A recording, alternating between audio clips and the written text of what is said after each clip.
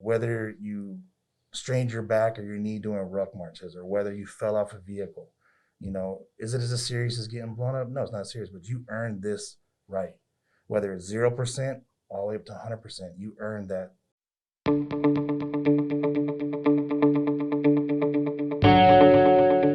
Hello and welcome to West Texas VA Healthcare System's Vital Signs Podcast. I'm your host, Michael Cole.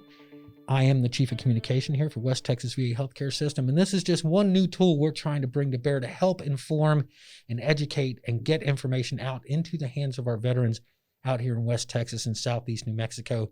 And I'll tell you what, I am thrilled to have this particular guest with us today because this guest brings such a wealth of knowledge and experience and just a compassion for our veterans that you're not going to find in too many places. And without any further ado, I'm just going to let him introduce himself, and then we're going to jump into what we have to talk about today. And I think every veteran out there needs to understand this.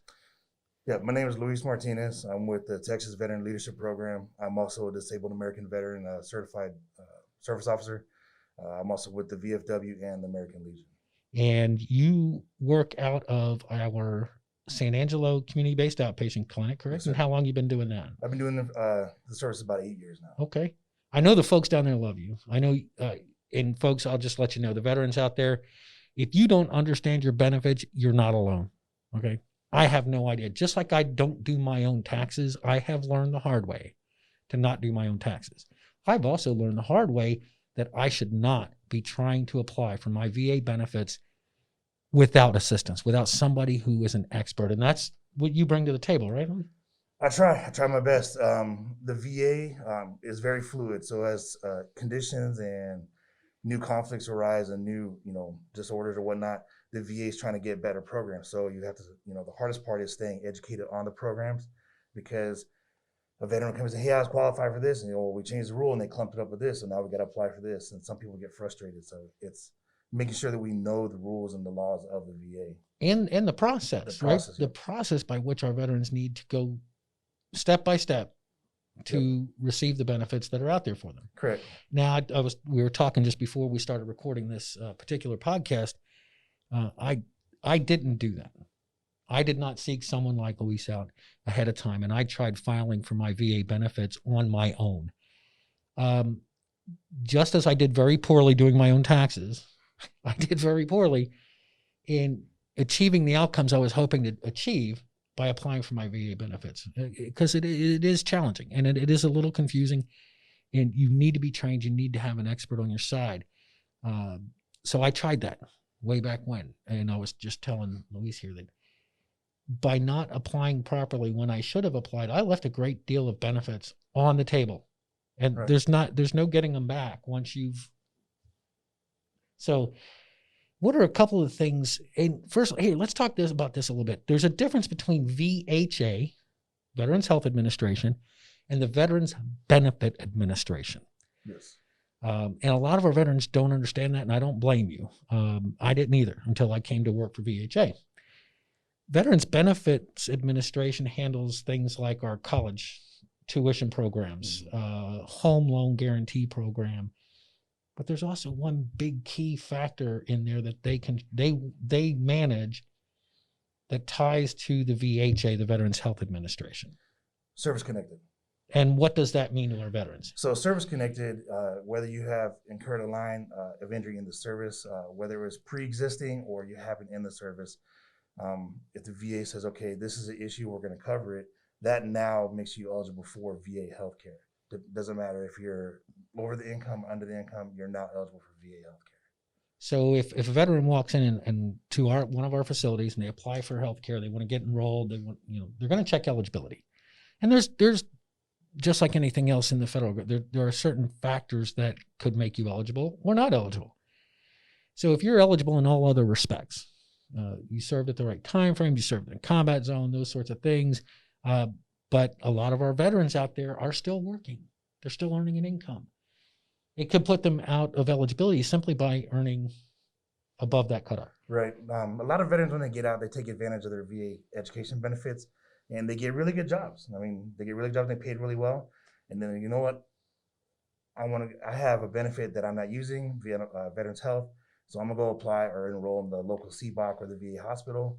They tell them how much they make, and it's okay. Well, you make too much money, you either got to pay a copay or you don't get, you can't get the healthcare. And then it's like, well, come right over. You got Service Connect Disability. We'll find out what you got. 9 times out of 10, when I get a veteran that sits in front of me, they say, when we start discussing about issues, that's the first thing you do is discussion. And they say originally, oh, I want to come from my back or my knee. And then we start talking more like, well, it sounds like you have this, and sounds like you have this. And then bring me your medical record and we'll go over it. And once we go over the medical records, 3 things turn into 5 things, 5 things turn into 6 things. So, and it's not, there's a lot of misunderstanding of what that means, being service connected out there. And I want to put some of those rumors to rest. So when we're talking about service connection, they're saying, okay, the VBA side of the house, the benefits side of the house is saying, we understand that as a result of your service, this medical condition or that medical condition or the other medical condition was either created or exacerbated by your service. Right. It doesn't have the same connotation of disabled as, say, somebody applying for the handicap parking decal or something like that. It's simply a recognition by the federal government that says, we understand that being a service member brings with it a significant possibility that your employment through the armed services caused harm. Right. Yeah. And what a lot of them come, it's amazing because a lot of them come and say, well, I'm not as bad as that veteran. I'm not as bad as that veteran. I didn't lose a limb. I didn't go to combat. And it's like, that's not the point. The point is you earned it. Whether you strained your back or your knee doing ruck marches, or whether you fell off a vehicle, is it as serious as getting blown up? No, it's not serious, but you earned this right. Whether it's 0% all the way up to 100%, you earned that, the rating. So you can get a service connection as low as 0%. That's still service connected. 0 is still service connection. And what does that mean when it comes to a veteran applying for health care? As long as you got a service connection disability, 0 to 100, you're eligible for VA health care. For some degree or level of VA health care. Correct. Now, I went and applied the first time on my own, the wrong way, and I came back, everything was denied. You get 3 chances to appeal, and I always tell veterans, don't get frustrated, read the letter that they send you, because the VA will send you a benefits letter saying why you were denied, if you were denied, why you were denied. Sometimes when you read that letter, it's only because you're missing a paper. Like they want an additional form, additional evidence. Send that in. Sometimes it gets approved, sometimes it gets denied. But the first denial process, you're allowed to submit new evidence. If that, and I always tell my vets, worst case scenario, if that gets denied, we go to the next appeal, which is they go off the records, you can't submit no more evidence. Then after that, we go to a board. And with the DAV, they have pro bono lawyers that will actually go and help represent you in front of that board. And again, if a worst case scenario, if that gets denied there, that doesn't mean that you can't claim that injury ever again. It just restarts the process. It restarts the clock. Yep. And you start back at ground zero. And that's pretty much what I did. So I went and I found somebody who could help me do it right.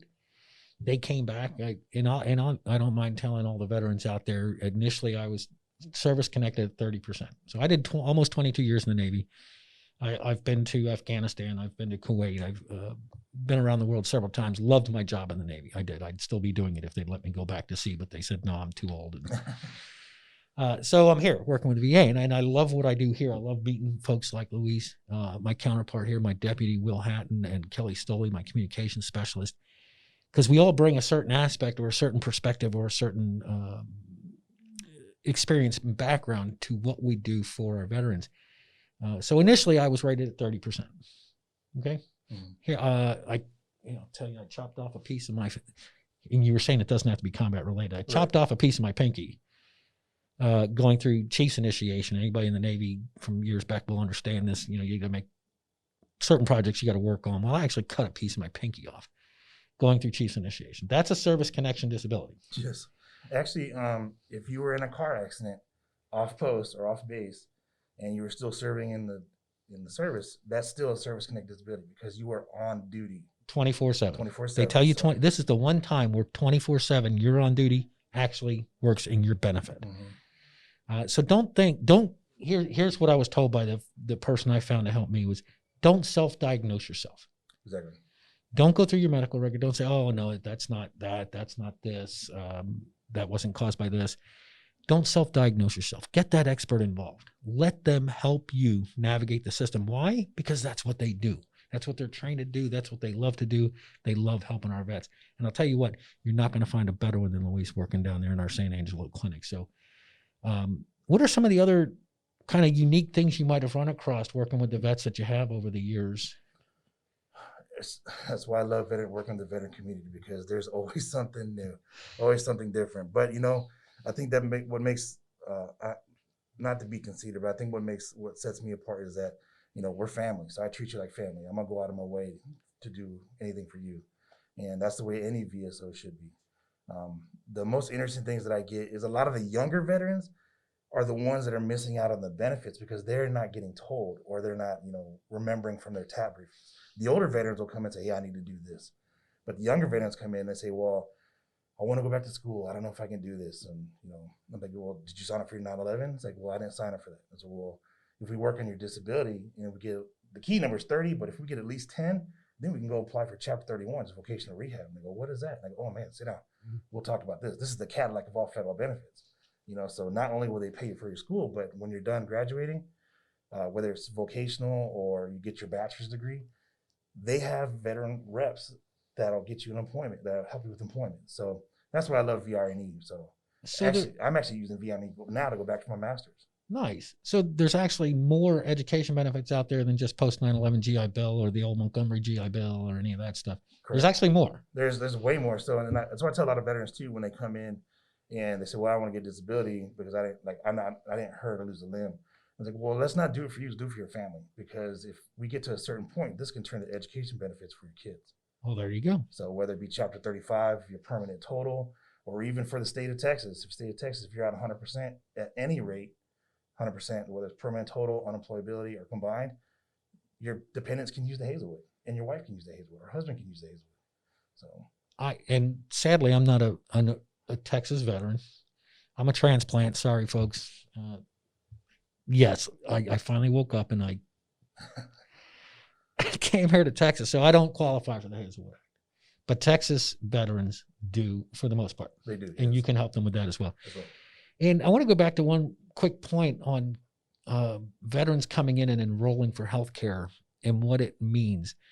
I think we touched on it just briefly. It's that's not for me. That's for the men and women who, were struck by an IED or hit by a sniper, all of those things that happen. And so that's not the case. VA healthcare is here for every veteran. Yes, there are eligibility requirements. We talked a little bit about that. But regardless of the eligibility requirements, if you can get a service connection, you can get VA healthcare, even if you don't need, like you were saying, a lot of veterans go out there, they get degrees, they get employed in very good, decent jobs. Sure. You don't need VA healthcare. I hear that a lot. I don't need it. I have great healthcare. Right. Great. I'm happy for you. I wish the best health on everyone out there. And if you're able to find employment that gives you that, Cadillac healthcare plan, whatever the case may be, here's why you still need to do it. Can you guess what I'm going to say? Well, I mean, me personally, it's a benefit that I feel like I earned. I have a very good job and I have very good health benefits with the state. But at the same time, too, I get a better level of care when I go to the VA clinic. See, there's another one. I have to agree with you. You do get a better level of care. What? Because the only people on the planet that VHA cares for are veterans. They're specialized. But here's another reason. So you don't have to, you don't have any things that require you to go to the doctor frequently or, a long list of medications or anything like that. But here's another reason why every veteran needs to enroll in VA healthcare and at least come in that once a year for your physical. The budget that the director of the West Texas VA healthcare system, a lot of the budget that he gets given to him to help our veterans is based upon how many eligible and enrolled veterans we have in the healthcare system. So I don't have to come in every quarter for this, and I don't need a lot of specialty care or anything like that. But my number on that roll says it equals a dollar amount in the director's budget that he can use at will for any veteran out there. So those veterans who do need more care, Right. need more specialized care, by me being enrolled, I'm helping fund that. Correct. And again, I'm going to go back to the better care side of it. Even if we had a veteran come in not too long ago, and I won't say his name, but he came in, he has a really good job, he has really good benefits. But when he came in for his just lab, regular yearly lab, they found he had, high cholesterol. So they took care of it right away. It wasn't like, go see your doctor. They took care of it. There was no cost out of his pocket. They got him on his whatever meds that he needed. And he's like, well, my doc would have never found that. Because they didn't do the same level of blood work right. on a routine family practice. And they did the same thing, kind of same thing happened to me. I came in and was told for the first time, you've got high blood pressure. Well, you know what high blood pressure leads to? Or can lead to? A whole host of things.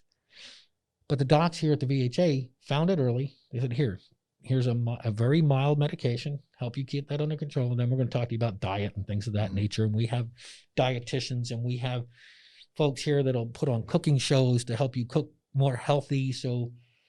The docs took the time to sit and explain what that high blood pressure meant. All right. I think with VHA, you're getting not just regular health care through the VA, but you're getting additional stuff that most doctors won't give you. You're getting that extra level of care. Like, hey, here's another diet. Let's try this. Instead of referring you somewhere, they say, hey, we have this program. Right. We got a person down the street.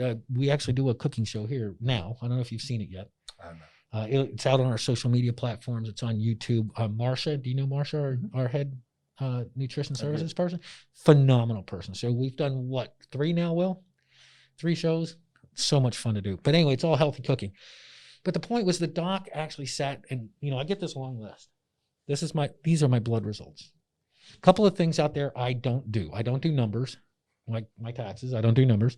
I'm really bad at it. And I don't do windows. Right. It just bugs the daylights out of me. But looking at that sheet, I didn't understand what all that stuff meant. They took the time to sit and explain it to me. Say, here's why we need to do X, Y, and Z. That's the level of care Luis is talking about. But you have to get enrolled first.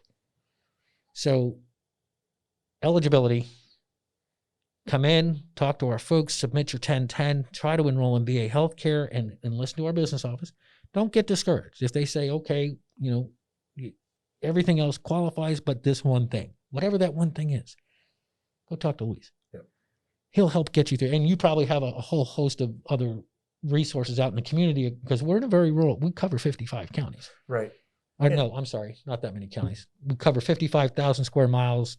I don't remember the number of counties. Well, it's also a reverse role too, because when I get veterans that just want to come in for their claim, and I ask them, "Or are you currently service connected?" They go, "Well, I'm at 40%," and then immediately before that or after that, I say, "Did you enroll in VA healthcare?"